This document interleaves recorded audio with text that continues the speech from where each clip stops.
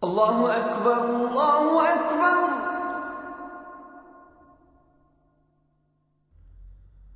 Allahu Akbar,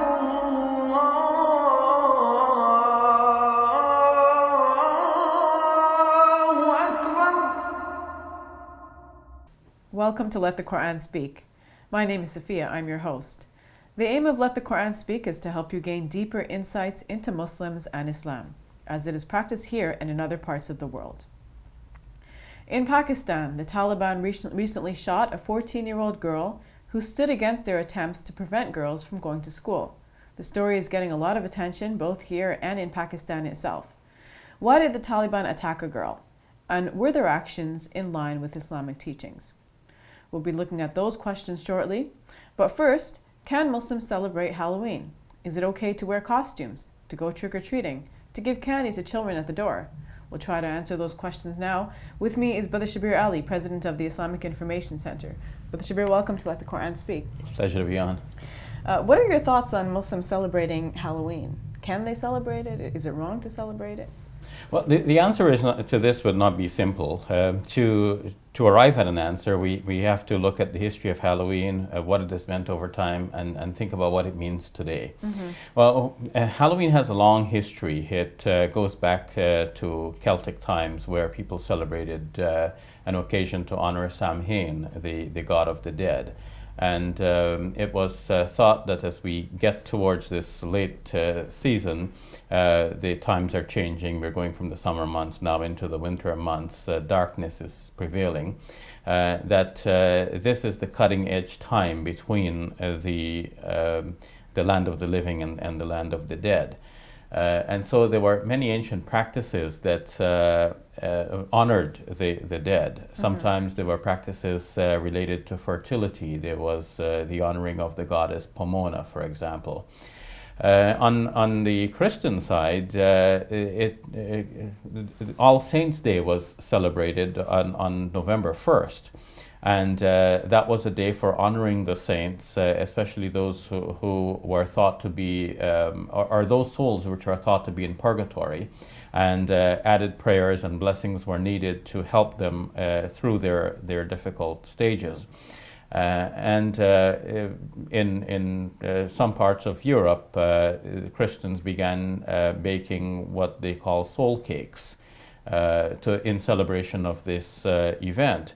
Pope Gregory IV in the year 837 declared this to be an official Christian holiday, and by the 12th century it became a standard practice in many parts of Europe. So how does it relate to the trick-or-treating that kids do today? Well, if November 1st is All Souls' Day, the night before is referred to as the evening of the All Souls' Day, and another way of saying that is to say All Hallows' Eve, or Halloween, in short. So that's how the name is said to have come about. The trick-or-treating was, according to one opinion, and there are many historical opinions about this, but one opinion is that the belief that souls in purgatory were in some kind of a waiting stage. Sometimes it is thought that they were in a sort of a waiting stage in this world until All Hallows' Eve. And on All Hallows' Eve, they would have the final opportunity to take revenge on anyone who had done them some wrong, or whatever, for whatever reason. This is their final chance to hit back at people that they know. And one reason for wearing the masks and for disguising oneself is to protect oneself against such attacks, because it was thought that by disguising, one would not be recognized by these spirits who are trying to harm them. Mm-hmm. So I guess some people say that because Halloween has pagan origins, we shouldn't necessarily practice that holiday What are your thoughts on that? Well, yes, this is a common objection, and this might be seen in some Christian circles and also from some Muslims. Especially when we think of the pagan practices, like, for example, you asked me about the mask, and I gave an interpretation that has some thing to do with some Christian influence. Another interpretation says that the dead spirits used to harm children at this time, and or at least it was believed so. And so, in order to protect the children and make the children look like one of the dead spirits, this would have been a way to save them from harm. So with all of these things in mind, many people who are deeply into religion will feel, well, these are pagan things and we cannot have anything to do with them. Mm-hmm. Especially since in modern times, or we should say even up to our modern times, one can still find groups using this occasion to remember these pagan practices. You may have some cultures, some organizations that light bonfires specifically for the purpose of honoring the ancient practice. But for most people, Halloween now has been reduced to just a fun event for kids and a party time for adults. And in that case, it is more a cultural practice than a religious practice or even a pagan practice. Mm-hmm. So could it be considered acceptable then for a Muslim to practice the cultural aspects of Halloween?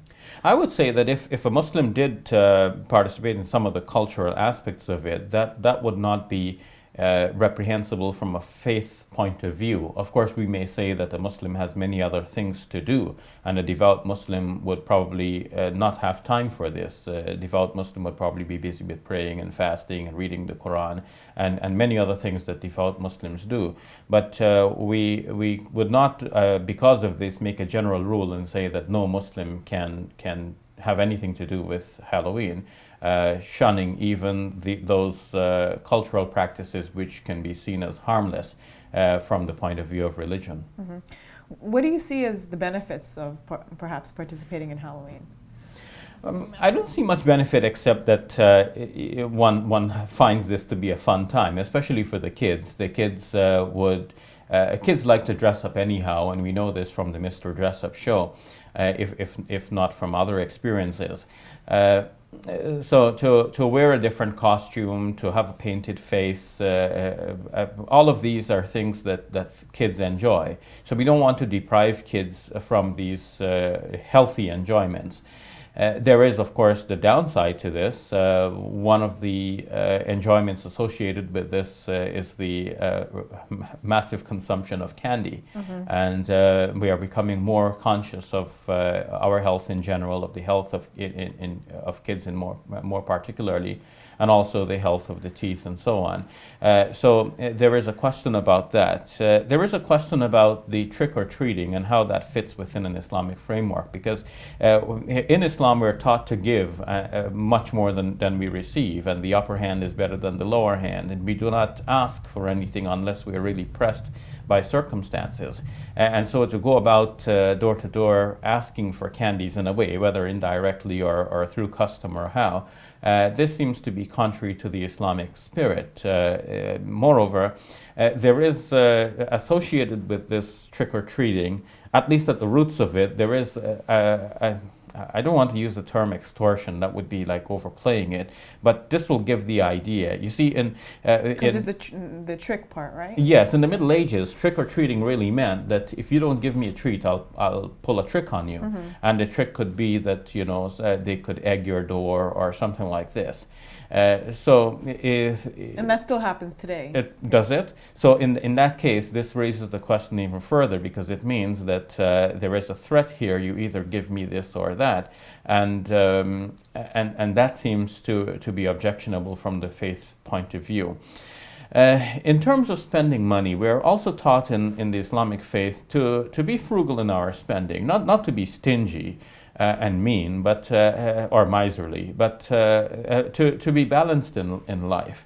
And commercial interests are using one occasion after another to get us to buy things. It's either, buy something at Valentine's or Halloween or Christmas, or the occasions are just used for this, and love might be celebrated, or fun, or trick-or-treating, whatever might be used as the prop.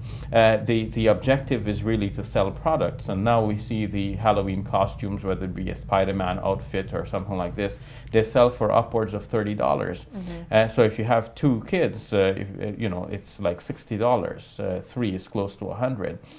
So if you and these costumes are only good for a year, because next year your kid will grow out of this and need a new costume. And of course there will be new, different designs being promoted at the time.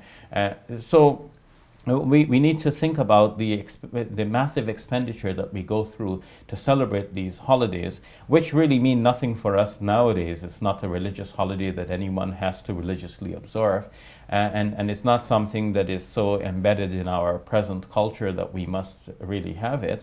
And yet it involves such expenditures. The money spent on these occasions could be saved and used for much better purposes, or given to poor people in various parts of the world. All right, thank you for that. Very well put. You're welcome.